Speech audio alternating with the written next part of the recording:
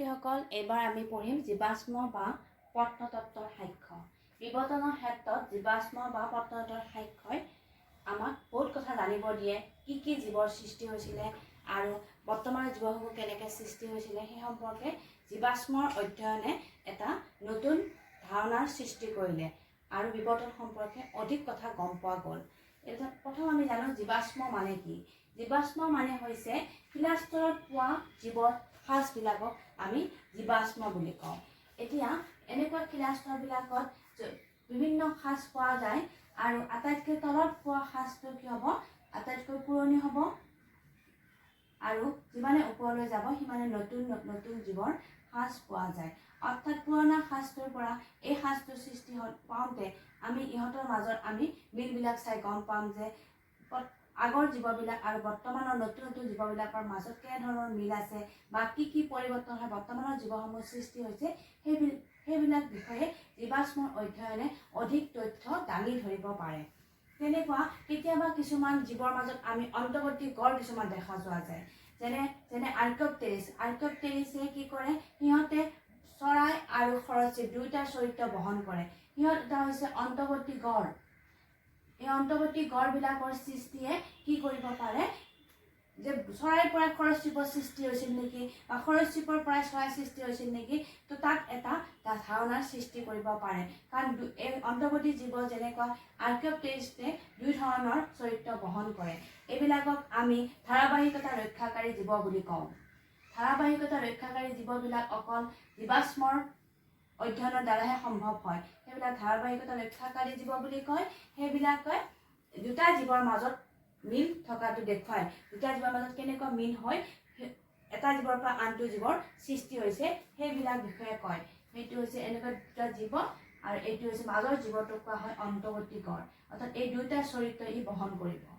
আৰু এবিধ জীৱ আমি পাওঁ যিবিলাক বৰ্তমানেও পোৱা যায়, যিবিলাক জীৱাশ্ম হিচাপে পোৱা নাযায়, সিহঁতে জীৱিত হিচাপেও পোৱা যায়। সেইবিলাকক আমি সংযোগ ৰক্ষাকাৰী জীৱ বুলি কওঁ।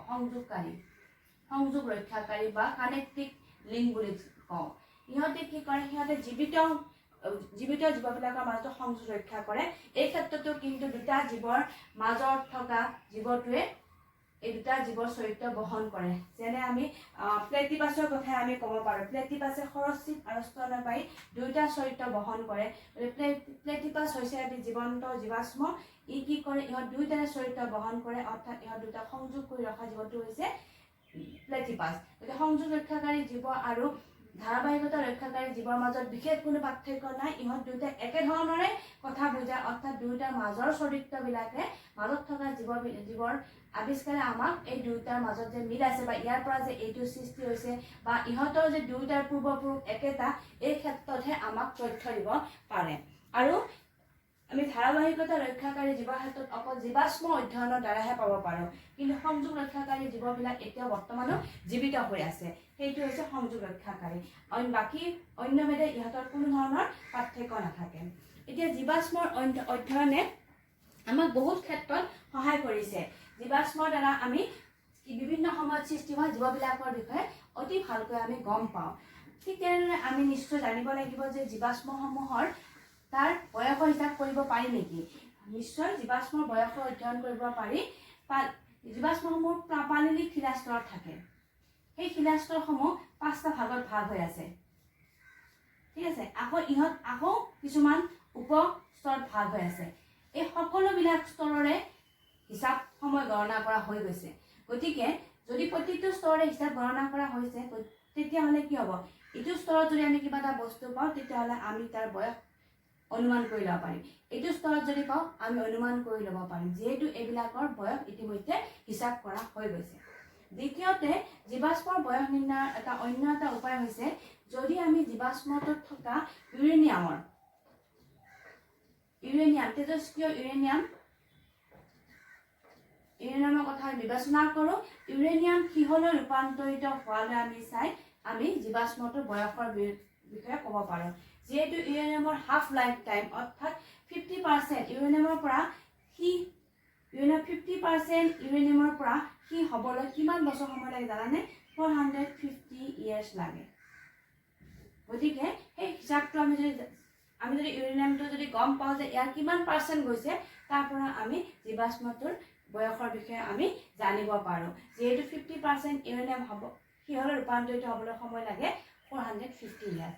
ঠিক তেনেদৰে কাৰ্বন ডেটিং পদ্ধতিৰ দ্বাৰা আমি গম পাওঁ তেজস্ক্ৰিয় কাৰ্বন সাধাৰণ কাৰ্বনলৈ ৰূপান্তৰিত হ'বলৈ আমাক লাগে প্ৰায় 5760 বছৰ। গতিকে 50% তেজস্ক্ৰিয় কাৰ্বন সাধাৰণ কাৰ্বনলৈ পৰিণত হ'বলৈ লাগে 5760 বছৰ। গতিকে আমি জীৱাশ্মত থকা কাৰ্বনৰ তেজস্ক্ৰিয় কাৰ্বনৰ উপস্থিতিয়েও আমাক বুজাই দিব যে জীৱাশ্মটোৰ বয়স কিমান। এনেদৰে আমি জীৱাশ্মৰ অধ্যয়ন কৰি ল'ব পাৰোঁ। তৃতীয়তে হৈছে ভূতাত্ত্বিক তালিকা। ভূতাত্ত্বিক তালিকা মানে কি? ভূতাত্ত্বিক সময় তালিকাখন হৈছে এইখন এনেকুৱা এখন তালিকা য'ত পাৰিলিক আৰু আগ্নেয়শিলৰ যিবিলাক স্তৰৰ দ্বাৰা পৃথিৱীৰ পৃষ্ঠ গঠিত হৈছে তাৰ নাম আৰু বয়স অনুসৰি য'ত দিয়া থাকে সেইখনে হৈছে ভূতাত্ত্বিক সময় তালিকা। ইয়াৰ জৰিয়তে আমি বিভিন্ন সময়ত হোৱা জীৱবিলাকৰ উৎপত্তিৰ বিষয়ে আমি ভালকৈ গম পাওঁ। যিহেতু পাৰিলিক স্তৰ 5টা ভাগত ভাগ কৰা হৈছে, সেইবিলাক এটা এটা যুগ বুলি কয়। সেই যুগবিলাকক আকৌ কিছুমান ভাগত ভাগ কৰা হৈছে, সেইবিলাকক কাল বুলি কয়। এনেদৰে আমি সৰু সৰু ভাগবিলাকৰ জৰিয়তে আমি জীৱাশ্মসমূহৰ বিভিন্ন সময়ত কেতিয়া আছিলে বা জীৱসমূহ কোনটো সময়ত কি সৃষ্টি হৈছিলে সেইবিলাক সময়ে আমাক তথ্য দিব পাৰে ভূতাত্ত্বিক সময় তালিকাখনৰ পৰা। গতিকে এইবিলাকে হৈছে জীৱাশ্মৰ বিষয়ে অধ্যয়ন। জীৱাশ্মৰ জৰিয়তে আমি বিৱৰ্তনৰ ক্ষেত্ৰত বহুত সাক্ষ্য পাব পাৰোঁ।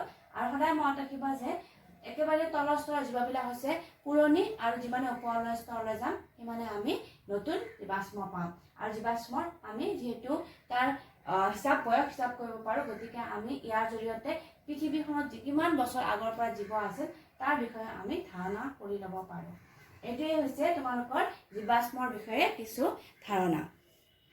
আমি ভূণবিদ্যা সম্বন্ধীয় সাক্ষ্য। ভূণবিদ্যা সম্বন্ধীয় সাক্ষ্যও আমাক বিবেচনাৰ ক্ষেত্ৰত বহুত তথ্য আমাক যোগান ধৰিব পাৰে। আমি যদি চাওঁ তেতিয়াহ'লে আমি দেখিম যে একেধৰণৰ ওচৰা ওচৰি জীৱবিলাকৰ যদি ভ্ৰূণবিলাক আমি অধ্যয়ন কৰোঁ, যদিও সিহঁতে পূৰ্ণাংগ জীৱ হ'লে বেলেগ বেলেগ হ'ব পাৰে, কিন্তু ভ্ৰূণ অৱস্থাত সিহঁতৰ যিটো ডেভেলপমেণ্ট হয় সেইটো একেধৰণৰে হয়। একেধৰণৰ দশাবিলাকৰ মাজেৰে সেই ভ্ৰূণবিলাকৰ ডেভেলপমেণ্ট হয়। তাৰ পৰাই আৰ্নেষ্ট হেকেলে এটা মতামত তেওঁ দিছিলে পুনৰাবৃত্তি মতামত। এই মতবাদ মতে যিকোনো এটি জীৱৰ ব্যক্তি বৃত্তান্ত এটা জাতি বৃত্তান্ত সংক্ষিপ্ত পুনৰাবৃত্তি কৰে। এতিয়া তোমালোকে প্ৰথম জানিব লাগিব ব্যক্তি বৃত্তান্ত মানে কি। ব্যক্তি বৃত্তান্ত মানে হৈছে কোনো এটা প্ৰাণীৰ ভ্ৰূণাৱস্থাৰ আৰম্ভণিৰ পৰা জিৰাণী পৰিৱৰ্তন আৰু বিকাশৰ মাজেদি পূৰ্ণাংগ অৱস্থা পায়, তাকে আমি ব্যক্তি বৃত্তান্ত বুলি কওঁ।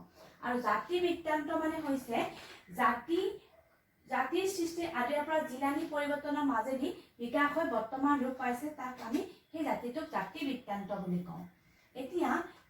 এতিয়া আমি দেখিছোঁ যে ইয়াত লিখিছে যে যিকোনো এটা জীৱৰ ব্যক্তি বৃত্তান্তই, অৰ্থাৎ সি ভ্ৰূণ অৱস্থাৰ পৰা যি ডেভেলপমেণ্ট হৈ যি ৰূপ পায় তাৰ জাতি বৃত্তান্তক সংক্ষিপ্ত পুনৰাবৃত্তি কৰে।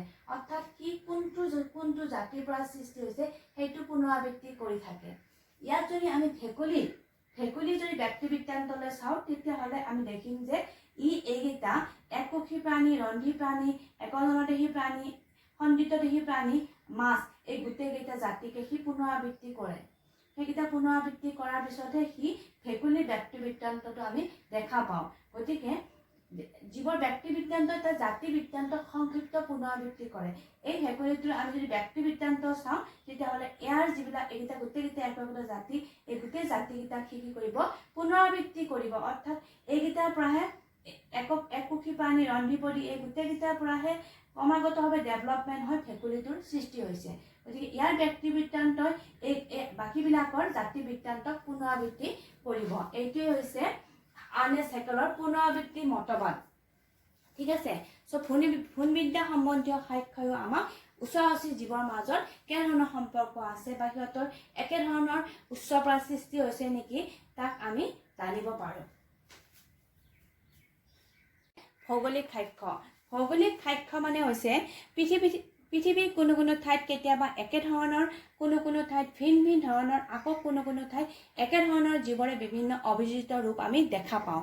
এইবোৰ আমি এই কাৰণে দেখা পাওঁ কাৰণ সেই পৰিৱেশৰ লগত থাকিবলৈ, কাৰণ বিভিন্ন পৰিৱেশত বিভিন্ন মানুহে গতি কৰিছে, খাদ্যৰ কাৰণে বাসস্থানৰ কাৰণে গতি কৰাৰ ফলত সিহঁতে সেই পৰিৱেশৰ লগত খাপ খুৱাই চলিবলৈ কি কৰে, সিহঁতে নিজৰ মাজতে কিছুমান চৰিত্ৰৰ পৰিৱৰ্তন কৰে, অৰ্থাৎ সিহঁতে বিৱৰ্তন লাভ কৰে।